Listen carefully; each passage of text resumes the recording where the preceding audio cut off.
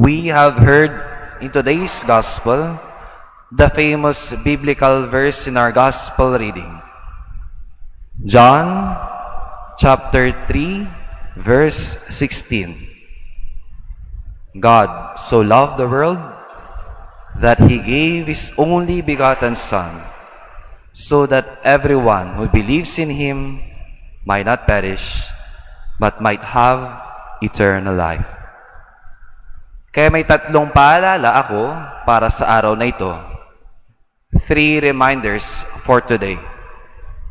First, God is love.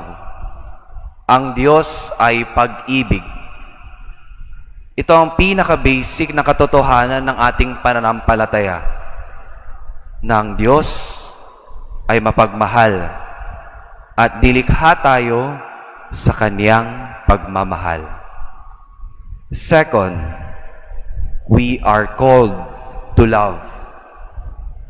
Tayo tinawag upang magmahal.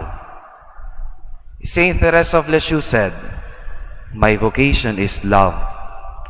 Ang tawag ko, ang bokasyon ko ay pag-ibig. Kung tayo ay nilikha ng Diyos sa pagmamahal, tayong lahat ay tinatawag upang magmahal. Our calling and our purpose here on earth is to know, love, and serve the Lord and others. Kaya napaka-imposible kung hindi tayo magmamahal.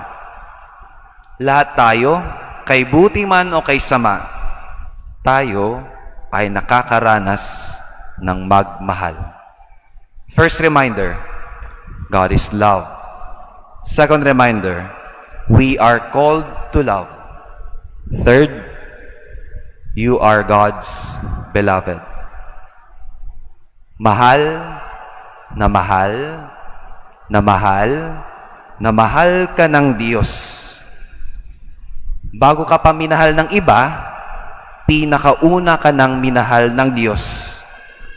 At kahit hindi ka mahal ng iba at minamahal ng nakararami, kahit wala nang nagmamahal sa iyo, ang Diyos sapat na dahil Siya ang tunay na nagmahal ng lubusan sa iyo.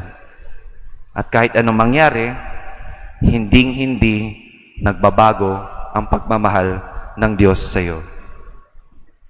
3 reminders for today. God is love. We are called to love. You are God's beloved. Now in silence we pray.